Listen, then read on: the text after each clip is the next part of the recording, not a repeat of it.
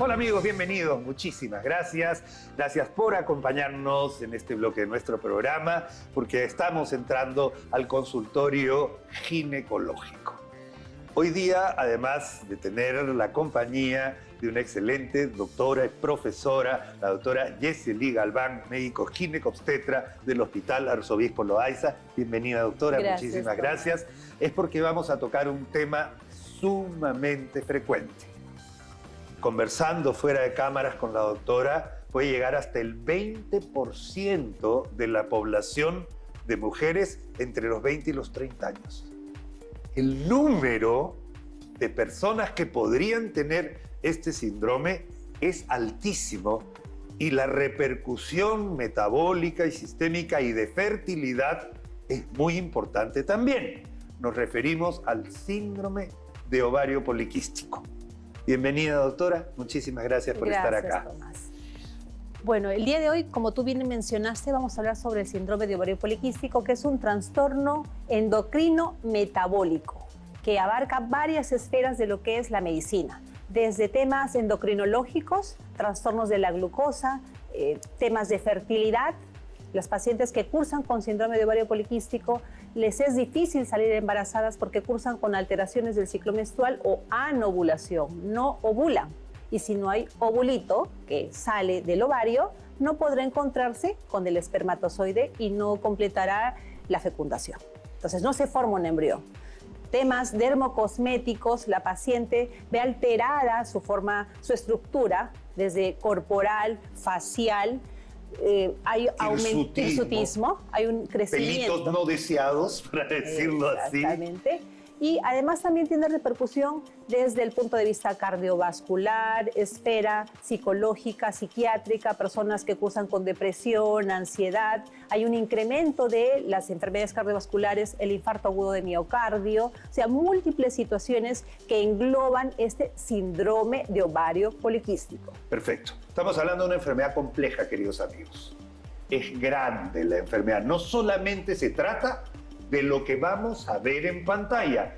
Lo que vamos a ver en pantalla enseguida, amigos, lo explica por su nombre y lo vamos a ver en imágenes para que ustedes se den cuenta que esta es la parte que vemos, pero no es el complejo síndrome del ovario poliquístico. Nos acompañamos a la pantalla. Amigos, por favor, no se pierdan estas imágenes porque son realmente explicativas.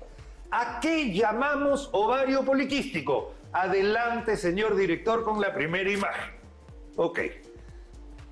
¿Esto es normal, doctora? ¿Así se debe ver un ovario o no? Un ovario debe tener un número determinado de folículos, llámese folículos, lo que engloba el óvulo, de más o menos 2 a 9 milímetros, menos de 1 centímetro, en un número determinado, un ovario normal. Pero cuando este ovario supera un número de folículos por encima de 20 y la sumatoria de uno o ambos folículos, ya hablamos de una morfología poliquística ovárica. De acuerdo. Pase a la siguiente, por favor. Otra imagen que tenemos similar.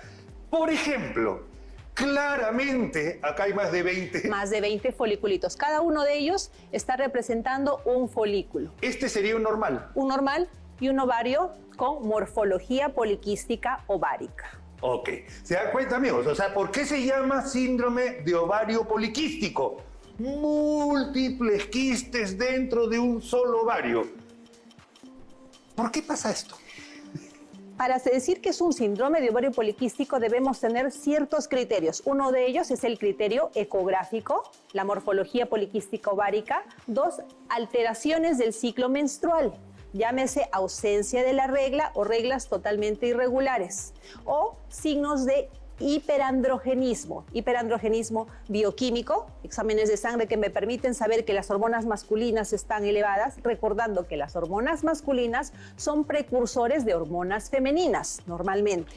Además de esos síntomas de hiperandrogenismo clínico, la paciente mujer tiene pelo terminal mayor en zonas donde no debería estar localizado. Barbilla, el borde superior de los labios, el famoso bozo, en diferentes zonas donde no debería estar localizado que dan la forma o la distribución de un varón. Hipergrasitud.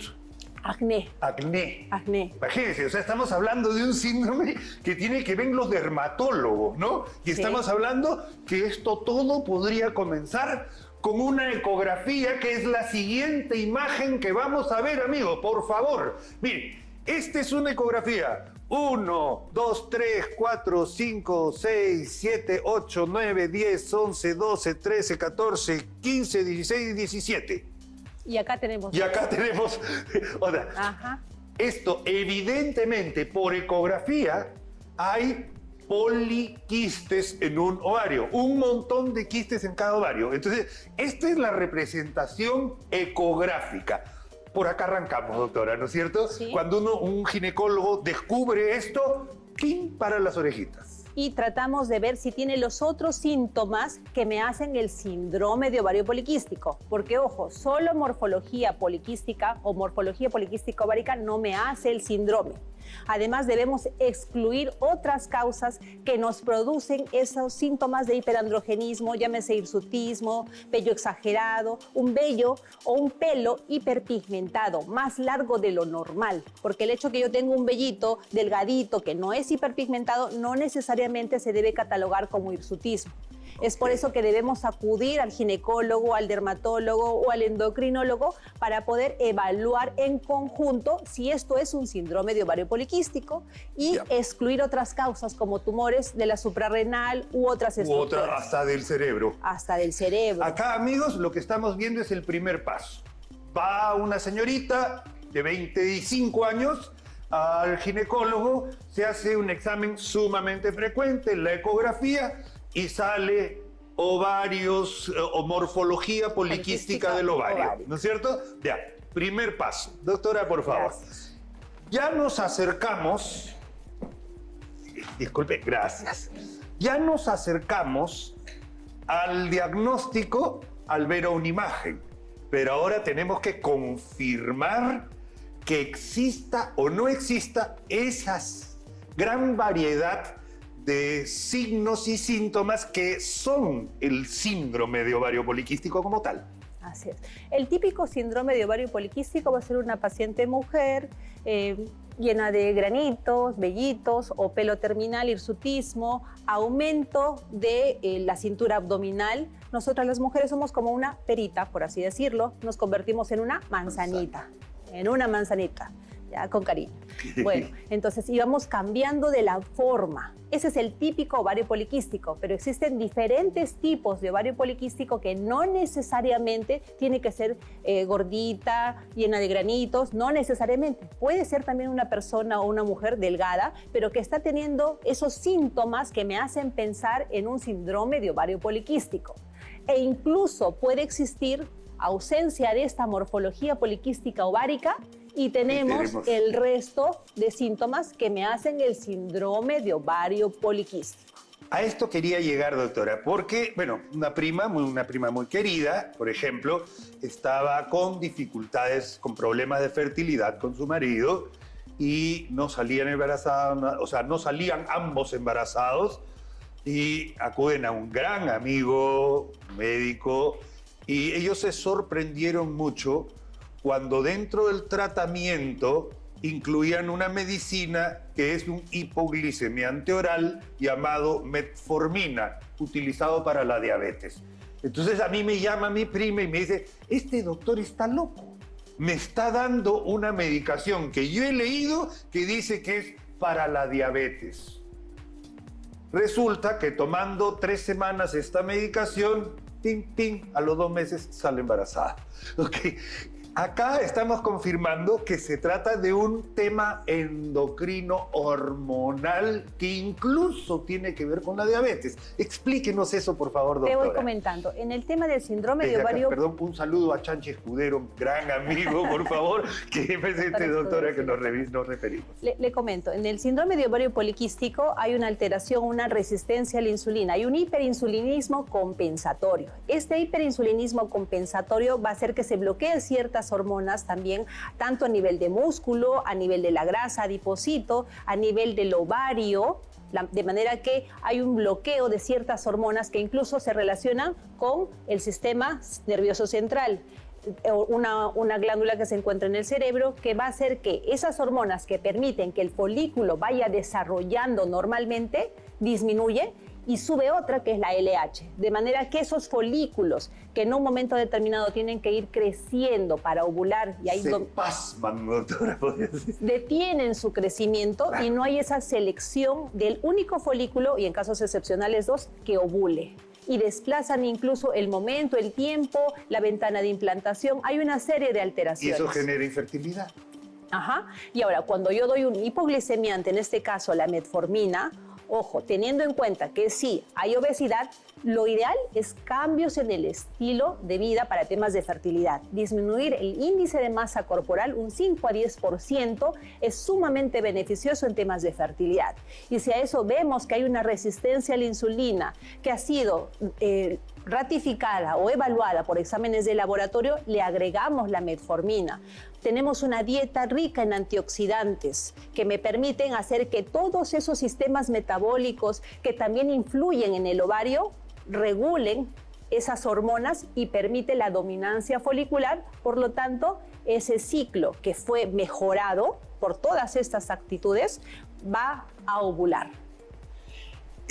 Y claro, estamos hablando, se dan cuenta, de algo que comenzó con un hallazgo, amigos, un hallazgo casi ecográfico, porque esa es la mayoría de los casos que se presentan así. Incluso, señora, o usted, hija joven, no se asuste porque tiene manejo.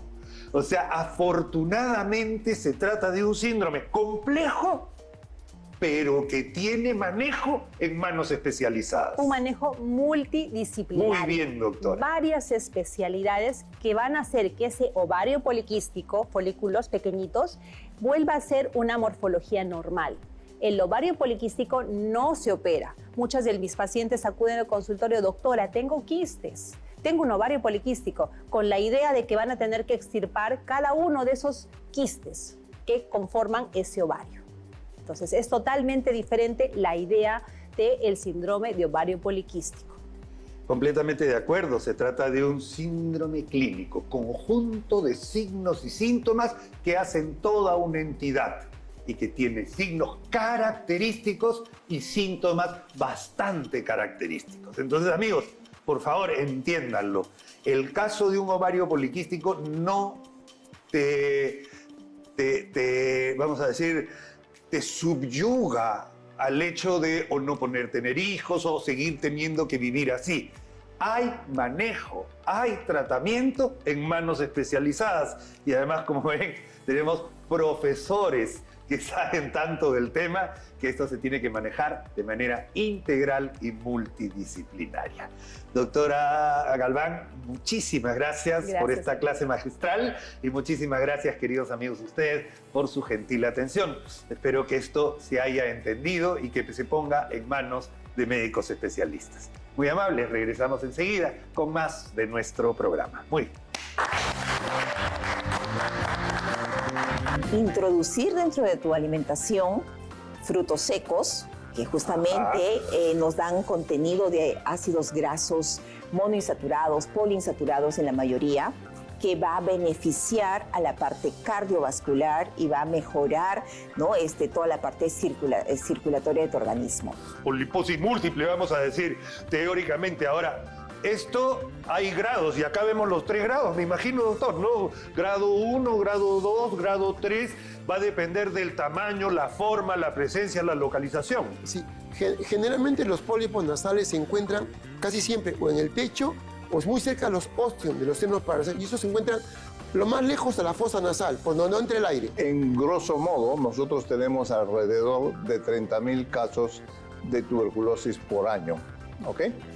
Ahora, la tuberculosis te daña el pulmón, te infecta el pulmón y te deja secuelas. Eso quiere decir cicatrices que no se terminan de normalizar.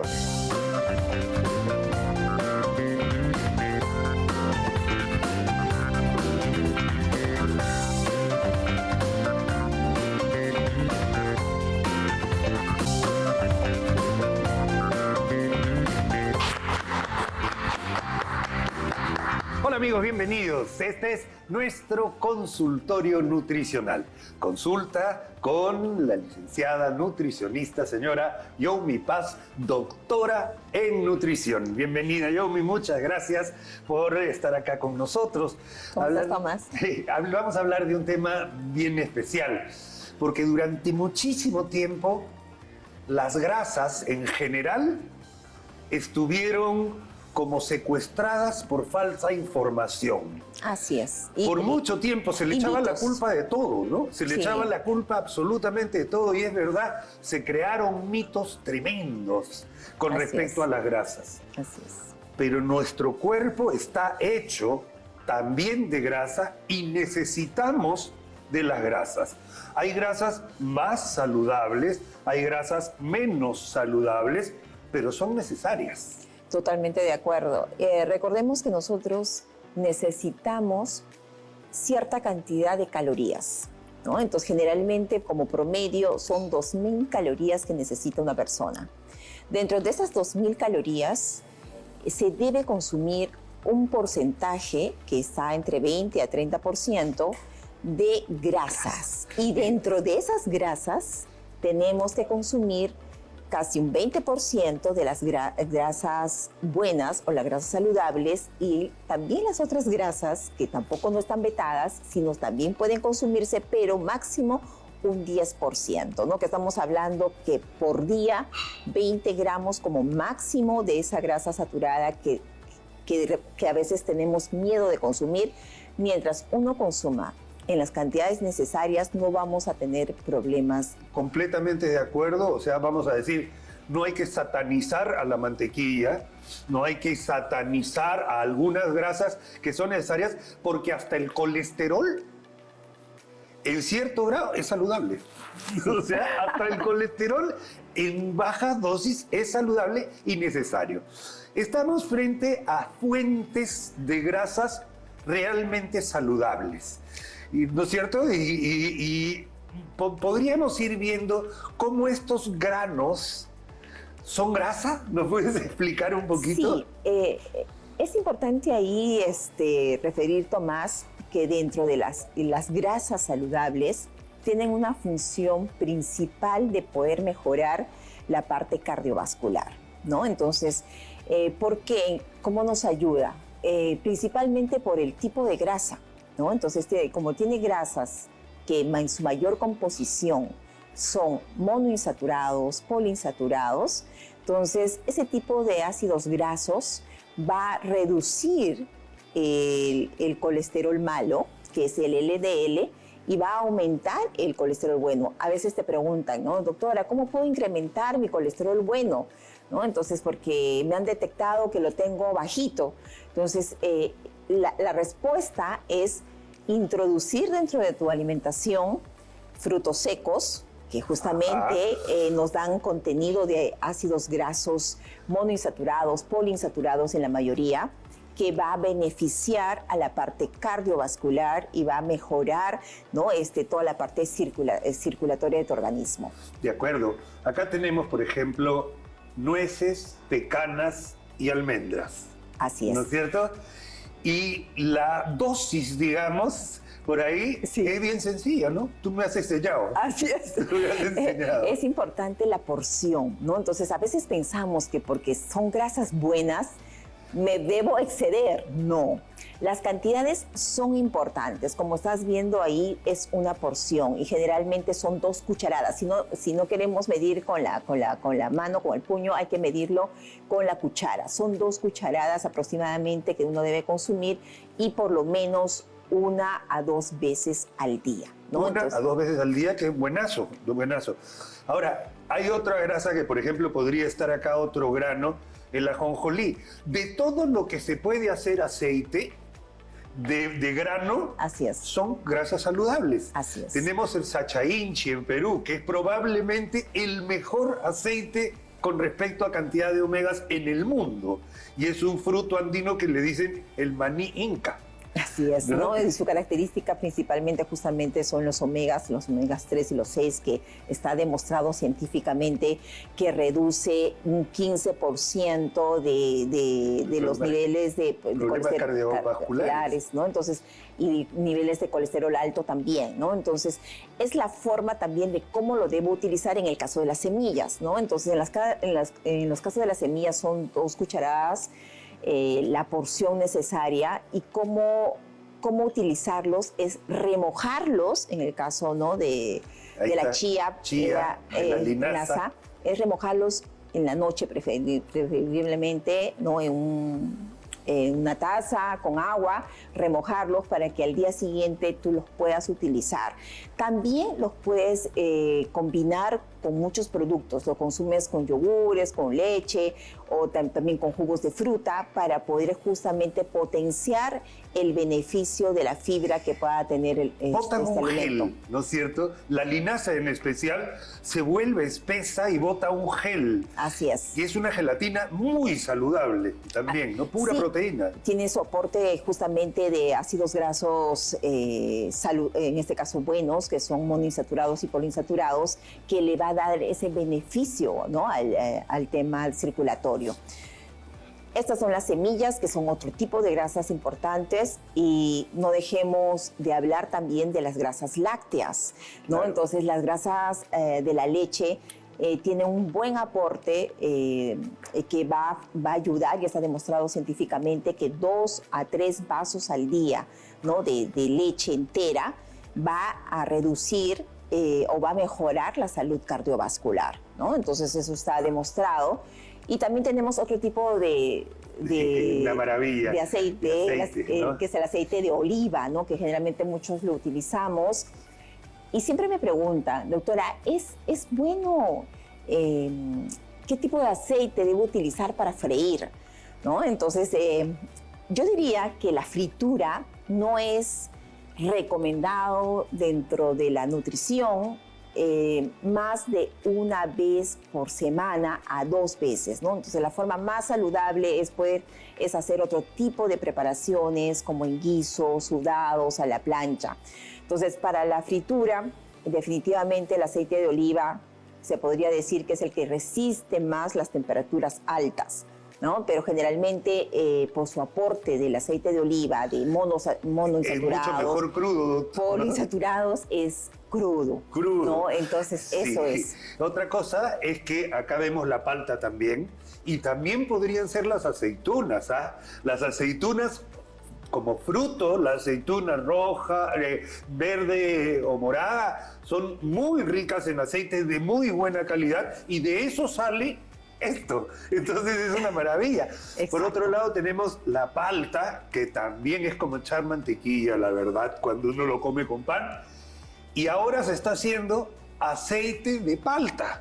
Así es. Y si uno lo quiere consumir en las ensaladas, recordemos que la porción recomendada justamente es la que están observando, que es 1/4 de la unidad de la palta.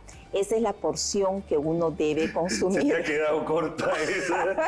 Mínimo media paltilla. Definitivamente todo va a Y más del depender. tamaño de la palta. Y va a depender también de la persona, ¿no? Si es un varón, una mujer, y la contextura, las necesidades. Recordemos que todas las medidas y las porciones la medimos con la mano, ¿no? Entonces, mi porción de cereales definitivamente es menor, Que la más que chica que la yo tuya. puedo consumir. Entonces, es lo que es mi consumo que debo tener, Genial. ¿no? Estamos hablando de grasas saludables. Por mucho tiempo estuvieron mitificadas, por mucho tiempo se les echaba la culpa de todo a las grasas, y ahora más bien el azúcar está ocupando ese lugar, pero parece que bien ganado, porque sí se ha descubierto una gran relación mayor que con las grasas de la obesidad con los azúcares y las harinas ultraprocesadas. Eso no hay que probarlo, ya está probado. Lo que sí, debemos aumentar nuestro consumo de grasas saludables para mejorar nuestra salud cardiovascular. Y recordemos, Tomás, que siempre cualquier tipo de alimento consumido en forma adecuada, racionada, moderada, va a cumplir una función importante en el organismo, ¿no? Entonces, por eso, no excedernos, por más bueno que sea un alimento, no excedernos en las cantidades, ¿no? Una vez me comentaste algo que a mí me ha quedado grabado, Yomi. no hay alimento malo. Así es. No hay alimento malo. El que come mal es uno, no el alimento. ¿De acuerdo? Muchísimas gracias, queridos amigos. Saludos. Salud. Nos vemos.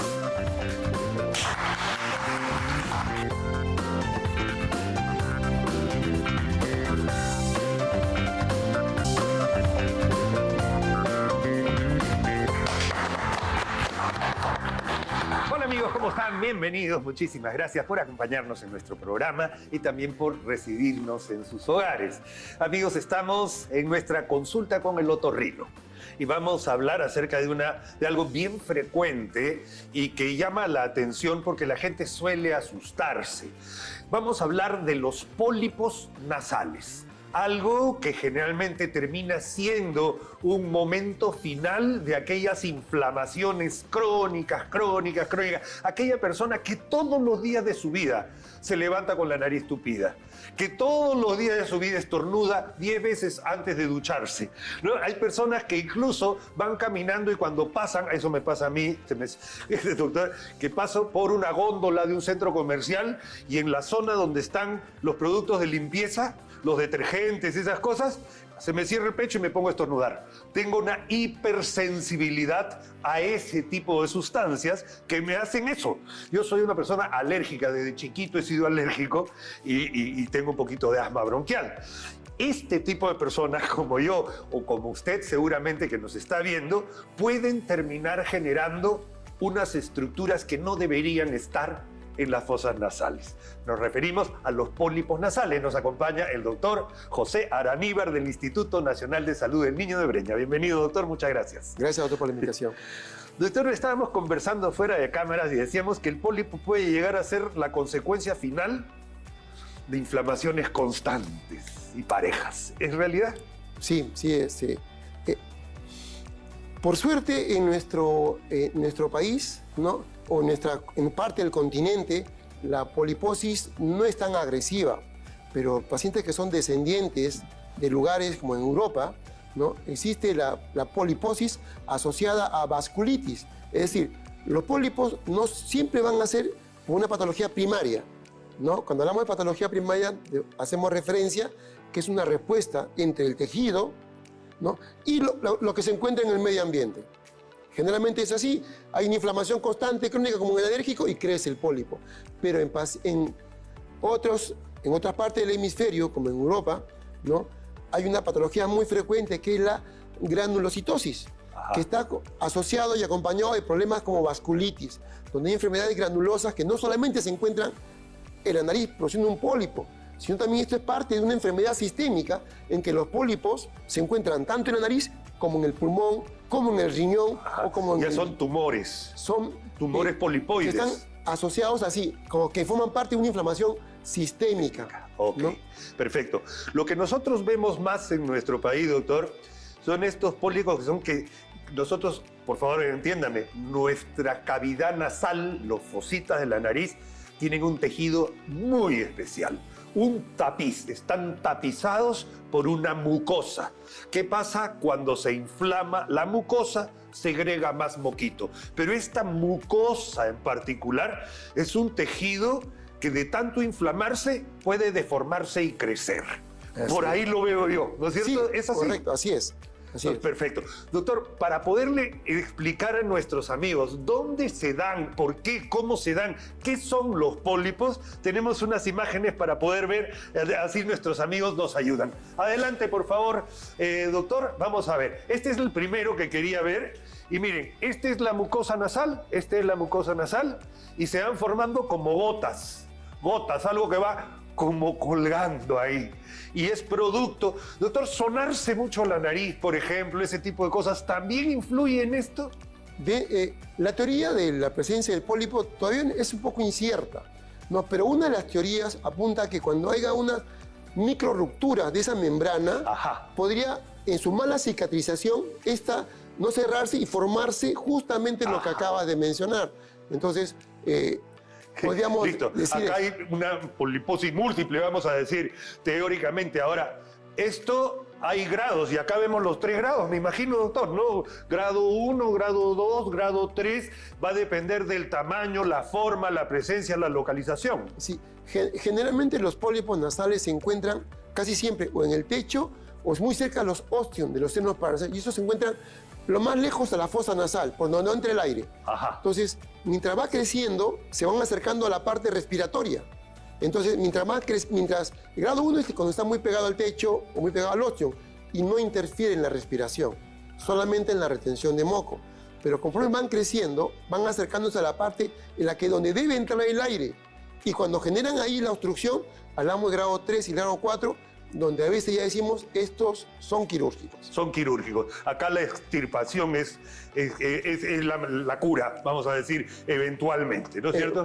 Al principio mencionaste, ¿no?, que tenías un problema de fondo alérgico. Sí, casi los 2/3 de la población somos alérgicos, también soy alérgico. Entonces, tenemos el problema de una constante inflamación, estornudamos con mucha fuerza. Si no controlamos y dejamos que esta inflamación sea crónica, con presencia de interleuquinas, en el cuerpo, vamos a generar mayor reacción inflamatoria y sí, la presencia de estos pólipos. Por favor, la siguiente, para ver una toma frontal. Estos son los senos paranasales. Acá vemos que está un poquito ocupadito. ¿Por qué? Porque hay un pólipo que no está dejando airear el sitio que debería estar aireado. Exacto, ¿no? Entonces, y justamente está cerca al ostium. Claro. Al ostium, o sea, a la salida del seno. Entonces, aún no ocupa la nariz, va creciendo y va obstruyendo. Entonces, ese será un grado 1 a 2. 1 a 2. Que todavía tiene una chance de recibir terapia médica. Terapia médica de antiinflamatorios locales para poder disminuir esto. Pero cuando ya se hace más agresivo, y este es vamos a decir, algo que está ahí colgando y dificulta la respiración, hay que tomar cartas en el asunto. Vendría a ser el otro caso. Sí, acá estamos viendo, ¿no? Esas estructuras que vemos ahí separadas por una línea son los cornetes, ¿no? Y entre cornete y cornete tenemos los meatos, y justamente ahí aparecen los pólipos, ¿no? Algo importante que tenemos que mencionar, juntamente no debemos dejar llegar a este extremo, en que los pólipos crezcan y ocupen la fosa. Claro. Entonces, tempranamente tenemos que acudir, y si lo descubrimos a tiempo, la presencia de estos pólipos, con corticoides, con lavados nasales. ¿Para qué lavado nasal? ¿Para qué la irrigación? Porque con la irrigación vamos a eliminar, a lavar esta mucosa nasal y botamos los factores de inflamación. Inflamación que están adheridos al epitelio en la parte superficial, ¿no es cierto? Doctor, ¿el manejo de esto se hace por acá? Sí, hay aparatitos especiales con cámara, ¿no es cierto? Desde hace ya cerca de 40 años, afortunadamente, la cirugía es mínimamente invasiva, donde lo que hacemos es extirpamos los pólipos, pero ingresando por la fosa nasal, por el orificio natural. Antiguamente, recordemos que el seno maxilar tenía pólipos y teníamos que buscar una cavidad, romper esa pared anterior, levantábamos la mejilla, rompíamos la pared anterior y llegábamos al pólipo. Pero, si bien sacábamos el tumor, pero no curábamos la enfermedad, porque seguía tapado, ¿qué cosa? El drenaje. Y el drenaje se da por los ostium, por esas salidas pequeñas. Claro. Entonces, si operamos por otra cavidad, es más, en ese mismo corte, si tratamos de entrar por el meato inferior y lo rompemos ahí y creemos que estamos limpiando todo el seno y dejamos un hueco ahí, en teoría es real porque hemos dejado una cavidad para que el moco salga, pero el cuerpo humano nunca elimina el moco que produce por un orificio externo que tú hagas. Lo que va a hacer, va a pasear y el moco va a pasear por los costados y va a salir, va a pasar por toda esa pared a lo alto y va a drenar por el ostium. Los ostium siempre están en la parte más alta. Digamos, este es el seno, el ostium estaría cerca al techo del ostium. Entonces, el clearing, la limpieza es que los pelitos, los cilios, esa alfombra que tú mencionaste, lleve las sustancias que se encuentran en el seno hacia arriba y lo puedan eliminar a la nariz. De acuerdo. ¿No? Entonces... Por favor, doctor. Doctor, en niños, a pesar del poco tiempo que tienen de desarrollo, pueden eventualmente o nacer con alguna malformación polipoidea o generar las famosas adenoides o generar otro tipo de cosas que parezcan tipo pólipos nasales y que dificulten la respiración. Sí, hay enfermedades sistémicas, ¿no? Nos escapamos un poquito. La adenosis en sí es un factor, es importante porque es una de las amígdalas que se encuentran, que producen anticuerpos y se encuentran justamente en la parte más cerca a la salida del oído, ¿no? Pero ¿qué sucede? Hay enfermedades sistémicas como la disquinesia ciliar, como el Cartagener, hay enfermedades como la fibrosis quística, en donde los cuales este moco es mucho más espeso, denso, y genera que haya dificultad para que ese moco, para que el moco que se encuentra en la nariz drene y produzca allí una inflamación constante. Entonces, sí, los niños no es que nazcan con el pólipo, sino que nacen con otras enfermedades que pueden desencadenar en generar poliposis. Esta poliposis. Bueno, amigos, está clarito. Hay pólipos de distintos grados, en distintas localizaciones, y en casos de pólipos grado 3, 4, la alternativa es probablemente quirúrgica, y para eso hay que ponerse en manos de médicos especialistas. Amigos, hágase un chequeo por otorrinolaringología. Es bien importante, especialmente si usted sufre de manera crónica, tupidera de la nariz, estornuda por gusto, tiene problemas de tapado de oídos, que está constantemente con rinorrea, que los resfríos siempre son mal curados, que uno nunca termina de curarse el resfrío, etc. Hay procesos que van desde una simple alergia hasta lo que hemos visto, pólipos nasales. Muchísimas gracias a nuestro buen amigo el doctor José Araníbar del Instituto Nacional de Salud del Niño. Amigos, no se vayan, nosotros tenemos temas interesantes todavía que compartir.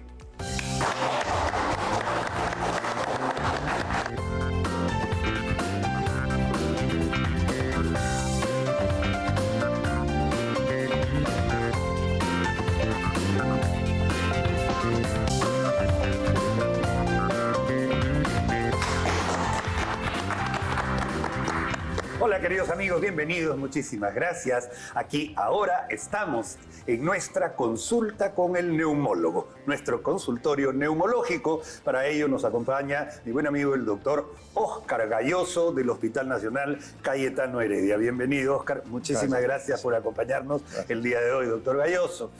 Vamos a hablar en un tema que es muy importante, primero porque se trata de una enfermedad endémica en el Perú y porque a pesar de todos los esfuerzos que se realizan diariamente para tratar de detectar los casos, manejarlos, cubrir con su terapia antibiótica, se siguen presentando incluso formas más agresivas de la misma enfermedad por la resistencia microbiana a los antibióticos de uso tradicional. Básicamente, doctor, por el abandono al tratamiento en primer lugar, a pesar de que es un tratamiento prácticamente gratuito, lo que encarece mucho el manejo de esta enfermedad después. Pero vamos a centrarnos un poquito en qué desastres, voy a decir, qué destrozos hace la tuberculosis.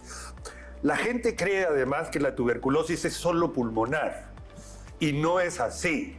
Puede haber tuberculosis en el cerebro, puede haber tuberculosis peritoneal en el intestino, puede haber tuberculosis en la piel, ¿de acuerdo? Entonces va a depender. Y esas cosas quisiera que nos expliques, por favor, Óscar, y decir cuáles son las secuelas que te deja una tuberculosis. Encantado. El tema es de lo más apasionante. En grosso modo, nosotros tenemos alrededor de 30.000 casos de tuberculosis por año. ¿Ok?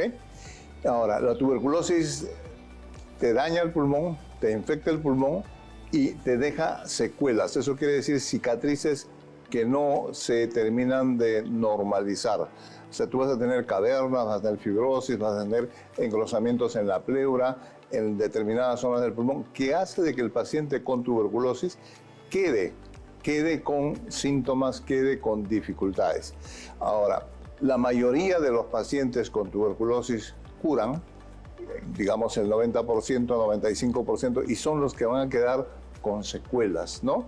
Entonces estamos hablando de una población anualmente de 29.000 personas, cuando menos. Y esas 29.000 personas es en un año. Multiplícalo por 10, por 20, por 30, por 40 años. Estamos hablando de que yo calculo que deben haber fácilmente en el país entre 1 millón a 1,5 millones de personas con secuelas de tuberculosis, que han tenido tuberculosis en el pulmón, que la tuberculosis bacteriológicamente se han curado, es decir, ya no contagian, ya no tienen activa la enfermedad, ya no están con fiebre, ya no están con tos, ya no están teniendo una enfermedad que está dañando activamente el pulmón, pero quedan con cicatrices. Y esas cicatrices, más o menos, el 40-50% quedan bastante bien. Es decir, quedan casi, pueden pasar como personas que no tienen ninguna molestia. Ningún déficit. Correcto. Va a haber un porcentaje importante de pacientes que van a hacer infecciones a repetición. Va a haber gente que va a tener dilataciones en los bronquios, bronquiectasias, que son un problema, porque van dañando el pulmón de manera progresiva y lenta. Va a haber gente que se va a quedar con cavernas, y en esas cavernas se les puede meter un hongo, pueden hacer un aspergiloma, y eso sangra y te puede dar problemas serios. Va a haber gente que va a quedar con mucha secuela en el pulmón y gente que va a quedar dependiente de oxígeno, especialmente aquellos pacientes que han tenido una forma muy grave de pulmón. Entonces, es un espectro bien grande. Afortunadamente, aquellos pacientes que necesitan oxígeno no son muchos, pero son. Y son los que causan mucha preocupación y mucho problema a la familia y al servicio de salud también, como no. Son pacientes que están hospitalizándose Crónicos, frecuentemente. que van acá. Infecciones. Se infectan y cada vez que se infectan terminan en el hospital. Hacen una hemoptisis y tienen que ir al hospital. Entonces, sí es un problema muy importante y qué bueno que lo estén tocando. De acuerdo. El problema está en que el paciente teóricamente ya está curado. Claro. Entonces, ¿cómo es el manejo? Porque incluso puede llegar hasta la cirugía. Correcto, así es. ¿No? Entonces, el paciente que ha tenido tuberculosis tiene que ser evaluado de todas maneras.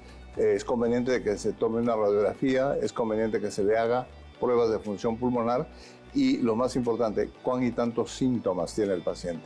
O sea, no es lo mismo un paciente que ha tenido tuberculosis y que queda con muy pocos síntomas, con una radiografía, con muy pocas manchas. Que afortunadamente son la mayoría. La mayoría, afortunadamente. Y que quedan, digamos, funcionalmente con más del 80% del pulmón funcionante. Entonces, esa gente va a vivir una vida normal, va a volver a ser el padre de familia de siempre, el hijo va a tener a su padre, o el padre va a tener a su hijo, y van a poder hacer su labor profesional en lo que estén, la mayoría de la gente.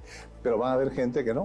Va a haber gente que van a quedar sintomáticos, van a quedar con tos permanente, con eliminación de flemas continuas. Generalmente son gente con bronquiectasias, gente que hace hemoptisis con una frecuencia mayor a la que nosotros queremos, y generalmente es porque se le meten hongos dentro de las cavernas tuberculosas. Es que es como el lecho ideal. Así es. Para que otros gérmenes se aprovechen de la cuevita, pues de la caverna que ha quedado ahí en el pulmón, aireada, que tiene aire, que tiene humedad, que tiene oscuridad y que tiene alimentación. Y calientito. Y calentito. Claro, entonces se mete en esta casita otro germen y coloniza esas áreas necróticas que favorecen a su reproducción.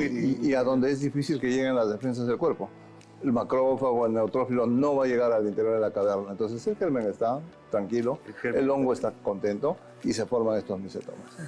Cuando ya hay un pedazo de pulmón dañado, doctor, y ese pedazo de pulmón está afectando con enfermedad crónica recurrente, ya sea por sangrado, por colecciones, existe la terapia de poder quitar ese pedazo enfermo de pulmón.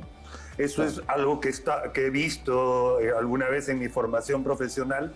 No se trata de una cirugía bonita, no. ¿Ya? Porque todo está pegado, o sea, es un tejido cicatrizal feo, ¿no? O sea, a la larga. Pero un lóbulo pulmonar enfermo, a veces es mejor sacar el lóbulo y quedarte con lo sano del pulmón para poder seguir teniendo una buena función pulmonar. Así es, generalmente indicamos la cirugía si es que sangra mucho. Y el sangrado, por ejemplo, tiene que ser un sangrado importante que amenaza con la vida del paciente. Es terrible ver una hemoptisis, doctor. Y la masiva es de lo peor, ¿no? Entonces, esa es la indicación principal de cirugía. La segunda es infecciones a repetición que no los puedes tratar con antibióticos. Entonces, ese tipo de situación uno debe de pensar en cirugía. Pero ahí tienes un tema, que tienes que estar seguro de que después de la cirugía... Lo que le va a quedar de pulmón... Eso. Claro, lo que le va a quedar de pulmón va a ser suficiente para que pueda respirar bien. Exacto.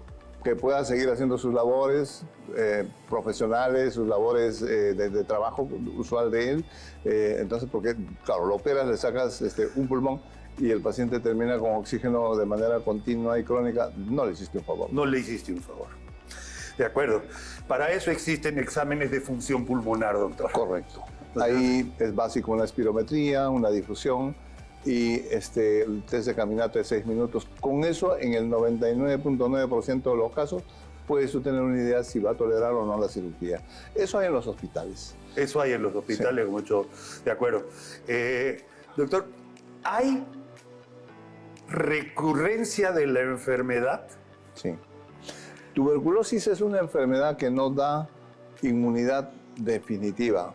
No es como el sarampión. A ti te dio sarampión en la niñez o te vacunaron en la niñez y no te preocupas del resto de tu vida. En la tuberculosis no. En la tuberculosis tú puedes recaer. Y cuando hablamos de recaída pueden haber dos situaciones. Una situación en la cual tú te vuelves a contagiar, porque estás en un ambiente en donde puede haber otra persona con un microbio de la tuberculosis y el microbio de la tuberculosis te vuelve a atacar. O la otra es de que los bacilos que quedaron en pequeña cantidad vuelven a prosperar y eso se llama recaída. Entonces la recaída o el contagio, el nuevo contagio, son dos condiciones que se pueden dar en el paciente que ha tenido tuberculosis. Por eso que recomendamos, y la norma del programa de tuberculosis lo indica, que el control debe de ser en lo posible anual y es gratuito. O sea, el paciente que ha tenido tuberculosis va a su centro de salud y le dice... Y se le hace un becan esputo, se le hace ese tipo de una radiografía de control. Y lo ve el especialista en pulmones. Y lo ve el especialista en pulmones. Ajá. De acuerdo.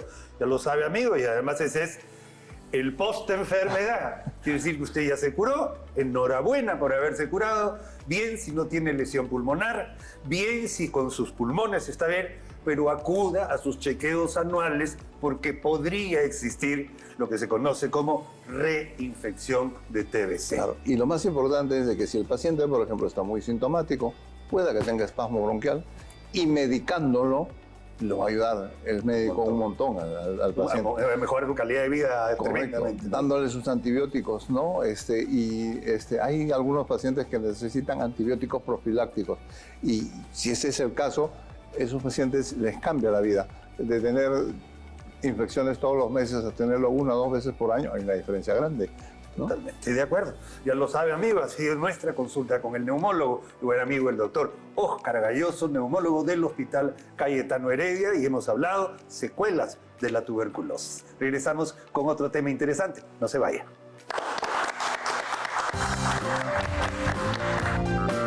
Muchísimas gracias, amigos, por habernos acompañado el día de hoy. Recuerde, todos los días, de 2 a 3 de la tarde, estamos aquí en nuestro programa para dar un mensaje de prevención en salud, educación y cultura. Nos vemos. Muchas gracias. Chao, chao.